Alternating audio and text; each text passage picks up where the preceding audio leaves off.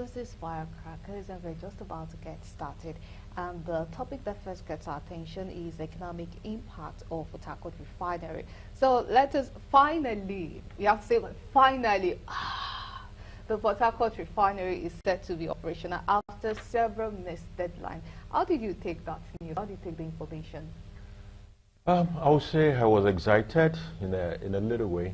That is because it's a journey that has been a very long one, and we've not recorded any success that is worthy of celebration. But this time around, if the 60,000 barrels per day refinery is actually in commercial operations now, then it is something worth celebrating. We hope it is just the beginning of what is about to happen, because the 60,000 barrels per day is a smaller one in Harcourt Refinery. There's a 150. That is so let's take it as the beginning of a humble beginning of better things and bigger things to happen. Okay, all right, because this seems to be very good for Nigeria. We went from having 0 refinery and having 2 functional ones in a year. I think this is something that all Nigerians should celebrate. But sadly, this seems to be deriving mixed reactions from people. A lot of people are saying, oh, it's a good thing, and other people are saying that, oh, well, let's see what this will do, because some people are still concerned that this might not necessarily bring down the price of PMS or maybe even diesel, because I think a lot of people's eyes is on PMS pump price coming down. So, but do you think that the revival of this refinery, it beginning production, do you think that we would be having, even if not significant, some slight relief when it comes to pump price of petroleum? If we are looking for significant, I cannot guarantee that there will be significant. The numbers don't look like we can achieve significant drop in prices, except an element of subsidy goes in again. Now that could be illegal, that could clash against the spirit and letters of the PIA. So essentially nothing significant is likely to happen. However, in a competitive environment, you know, I lived in another country in Nigeria before, and I remember that I used to drive like 4 kilometers to go and buy fuel where I buy fuel. Yeah, because the fuel was much cheaper than the ones that were close to me. So we are likely to have that kind of a scenario. Well, we're even already having it, even in the same town where you have, you know, up to 20 naira difference between certain stations and the other. So competition has a way of moderating prices, setting one vendor against another, and then the prices can come down a little bit. There could be a little differential. But as for significant, you know, drop in price, I doubt that is going to happen. Okay, all right. Apart from that, because a lot of people too are not necessarily looking forward to it, but for the fact that we even have one functioning, that is supposed to be for the federal government. Okay, well, we can't really say the federal government. NNPCL is a private. It's still NNPCL is a private that is owned by the federal government. Because it is called limited. Who are the owners? Ministry of Finance Incorporated. You know, who is Ministry of Finance Incorporated? Yeah, it's still state government. You know, I think you've said it a number of times on this program that the government should not be handling business. Correct. And then NNPCL have also said that they've mentioned that they would probably be handling the operation to private individuals for running of it. Do you think that that might be a call in the good direction, or should we see how these things go first? Maybe let all the refineries start operation before the finalized plan, or is something they need to jump on immediately? Well, there are 2 sides to that. There is the thought around privatizing, or at least selling the shares of NNPCL itself to the public. When you do that, it's as if you are indirectly bringing in some private sector people to come and be part owners and probably nominate directors, nominate people to key positions. So you might start to have a more efficient institution. And we're not there yet. However, if it is about government operating it or private sector operating it, if government continues to operate the refinery, you can note it down in a diary. Within another 2 years, it is totally dead again. The government has not shown capacity to run business. And anything they touch, as far as enterprises is concerned, they kill it. So the same thing will happen to the refinery if government is retained as the operator of that refinery. They can't do business. Okay, all right. So now let's talk about quality. It has been speculated because whenever we are talking about PMS, I think lots of Nigerians, whenever we say PMS, we always think, okay, it's the one that is available in everywhere. That's what is PMS. But for people living outside the country, some countries that they have like 4 different types of fuel. If you want to fuel your car, it depends on the one that your money could buy or the type that your engine could probably take. Correct. So you would have that option. But in Nigeria here, we don't even know the one we are buying. We just know that, okay, we go to a filling station, they sell fuel to us. We have no idea. But now that it seems that a lot of people are calling for NNPCL to make sure that there is quality for the one that they will be giving to us, because we're already seeing on social media, we're seeing people saying that they mixed a compound called as naphthalene with the crude oil that they're going to be processing, and then some people are worried about the quality of that. So because when it comes to competition, people are saying that if they are trying to beat the price of Dangote Refinery, they should please have mercy on the machinery of the Nigerian people. What are your thoughts on that? Well, at the end of the day, the kind of prices we heard for the product coming from Port Harcourt refineries appears to be costlier anyway. But let me correct an impression about the issue of naphtha, because I've heard a number of people say, oh, they are blending naphtha and all the rest of it. Most gasoline that you have, most petrol that you have, are actually blended products. And there is nothing wrong about trying to obtain your gasoline from naphtha. Naphtha is a layer after the gasoline blending product. So you can crack it. You can crack naphtha to generate smaller chain hydrocarbons that fits into the gasoline belt.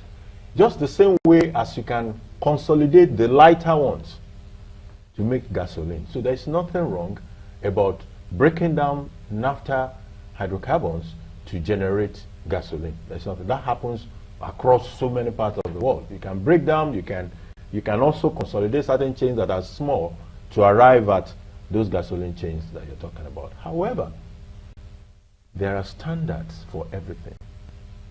So what we must be asking, or what we can be calling on, is for the agency of government, the regulatory agency, to ensure that the quality that is coming out meets the standard that has been set for petrol that will be offered for use in Nigeria. That is very important. And like you rightly said, petrol could come in different grades. In Nigeria, nobody tells of a grade. But interestingly, there used to be. If you've seen the old dispensing machines in Nigeria before, you had something called super. We've had different petrol in Nigeria before. But that is in years gone by, Now, it is possible to want to do it again. And it is very useful. Let me share with you an experience quickly. I had a car back in the US then, and it was always giving me problems. I would take it to the auto mechanic. Then one day, I complained that, look, I don't want to be in your shed. What exactly is the problem? He said, you are buying cheap petrol. He said, I should always be buying there is ordinary, there is, the top range. He said, that is what I should be buying for that car. I thought it was an old car that, he said, no.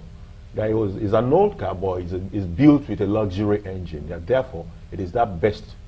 So it has its own advantage. And we can introduce it. Let people who want to buy it into their choice cars be able to, buy it and pay the price. And the one who wants to buy into Korokwe and the rest of them could buy, whatever can work with their own engine. Thank you. This refinery coming on board now. Well, the president has already directed the NNPCL to make sure that the 3 remaining refineries too should come on board. And for this one, since 2019, well, thankfully, we really can't complain as long as at least it is on board, it is working now. That is still something to say. So, do you think that with the directive and with high demand for PMS and a lot of Nigerians struggling to get to come up with money to buy the commodity, do you think that perhaps this might gear the NNPCL to really pay attention to bringing up the remaining 3 refineries that we have in the country? Well, the contracts have been awarded, even by the previous government before it left. And the people that were the contract were awarded to are supposedly competent people that can deliver on those contracts. There are also timelines that have been set for those contracts to be completed. I think we just have to wait it out. There are certain part of those things you can't really rush some of those things. They have to be proper, because even after you have achieved mechanical completion, you still now have to continue to test. You can't.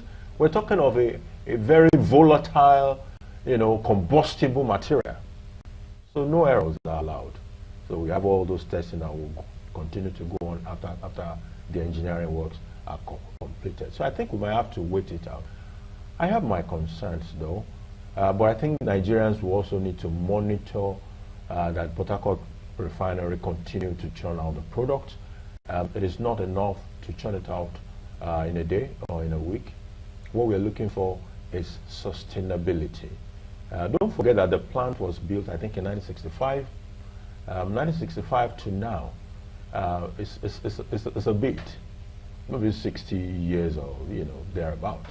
So a 60-year-old plant would probably require more attention than, say, a Dangote refinery. Will it be able to compete with a Dangote refinery? My doubts are there.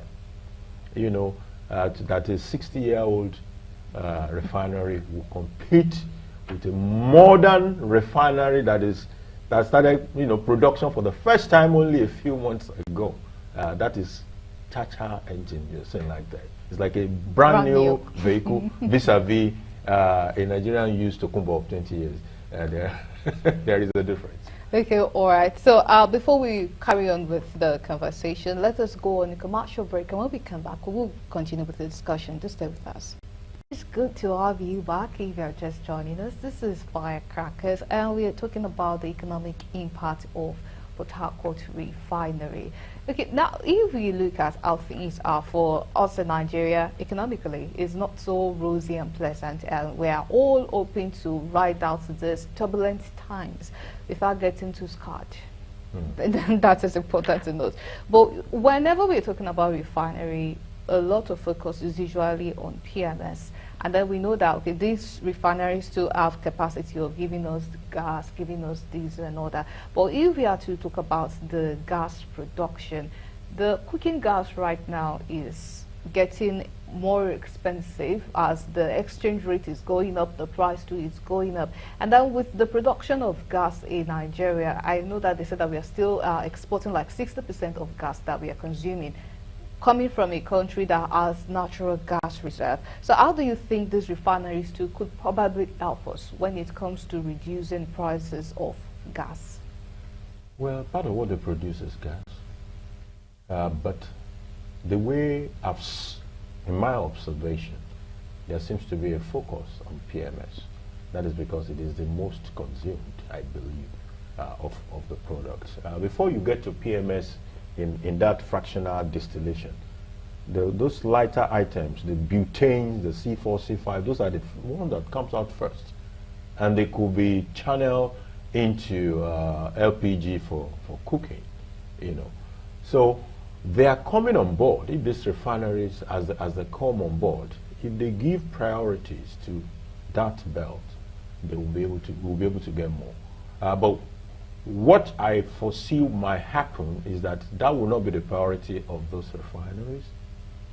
Those lighter fractions could be combined. You could integrate them and convert them to gasoline. Just the same way you could break down the heavier fractions and make them into gasoline. So we're likely to have more emphasis on PMS for those refineries. That is not to say they will not do gas. But we have the Nigerian Liquefied Natural Gas Company, which has been involved in our domestic consumption gas. The capacity is there. I know there was also a law that was at some point, saying, look, you must meet the domestic need before you start to export. But there must be something that is not working out right in that nexus. It could be infrastructure problem. It could be some other challenges that have not seen NLNG being able to produce or provide us with what the local market could take. It will be interesting to have us investigate exactly what is going on in that nexus. The capacity appears to be there. Now that more refineries are coming on board, even if their focus is not gas, the fact that gas is still part of what comes out from them means that they can also give us some gas, and this decade in itself has been declared a decade of gas by the federal government of Nigeria. And we're right, I think that was 2022, this is 2024. So we're barely 2 years into that decade of gas. We need to see more activity in that direction. Especially also because it could be something that will be very useful in the alternative energy that the government has been pushing, which is the CNG. One of the biggest fears with the CNG is that, look, if adoption of CNG should pick up today, will the gas be available? So let's say we have less than 1% people using CNG car today. If that less than 1% should go up to 5%, will there be gas? If it goes to 10%, will the CNG be readily available?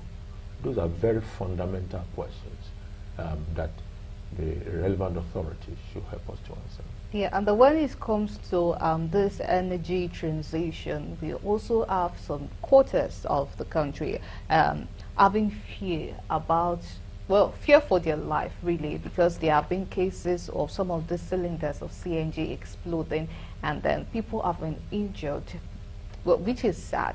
But if we keep having this happening, do you think Nigerians might probably come to one day fully embrace the CNG? Even the conversion itself, first of all, is even very expensive for a lot of Nigerians to afford. So, but with this reported accidents day in, day out, how do you think Nigerians would probably welcome it later in the future?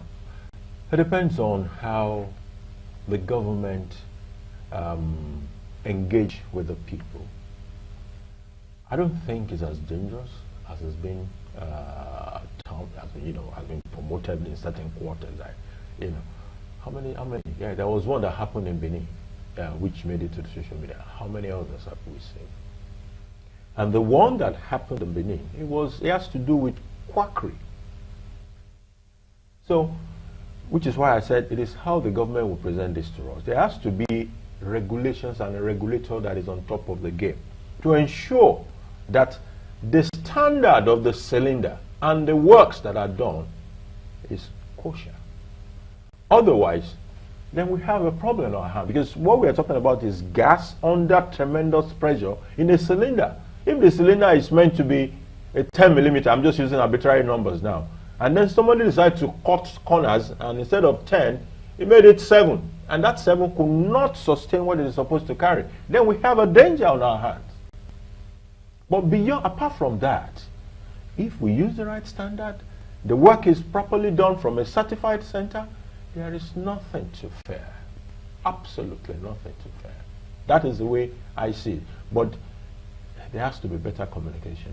The awareness creation for people, removing all these scares and fears that people are having. When you are going to make people look away from a product they are used to. We've been using PMS probably since the first car came to Nigeria.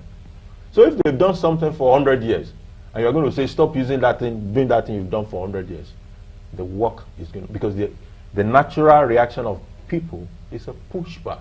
It's resistance. Who is this stranger that is coming to the space? That is true. Humans are not so friendly when it comes to change. Especially such fundamental, is the serious one. Okay, well, very quickly, before we leave this topic and go on to our next topic, let's talk about one of the issues that we are having in Nigeria. Because when it comes to production of gas, we've not even been able to feed ourselves, but we prefer to do charity and then feed other people around, probably because it is more lucrative. But at the end of the day, are we not shooting ourselves in the leg when we don't prioritize local consumption, feeding the locals first, but then we are taking it out of the country? The money we'll be using to import the commodity back to us, even if it is not the one that was taken out, that is being sold back to us. Are we not shooting ourselves in the leg, and should we not prioritize local consumption first? I think attempts have been made, series of attempts to prioritize that, including, you know, at the president's level, giving directive and probably even executive orders along that direction. So if it is not happening, there must be a reason why it is not happening. You know, gas is not something you just wake up and start hawking in the international market. They are done on contract. Some of those contracts are also long term, or at least medium term. I will be buying forward, you know, say 3 years, 4 years gas contract. So if you are tied into that, anyway, you cannot back out. You must provide that thing you're tied into. That is number one. Number two is, what happens if I say I'm going to leave this for the domestic market, and the domestic market refuses to take it? So you made me not to have entered into a contract that will make me sell my gas. You said I should keep it here. I kept it here. The market is refusing to absorb it. What do you want me to do with that gas? So there are certain things that are happening there that are not adding up, that we need to, you know, more inquiry so that we can solve the problem. And it will not, you see, dishing out orders will not do it. It has to be a proper engagement to identify exactly what the problems are so that we can solve it. Executive orders don't cut it if the mathematics don't add up. Definitely. Thank you so much for that. Now,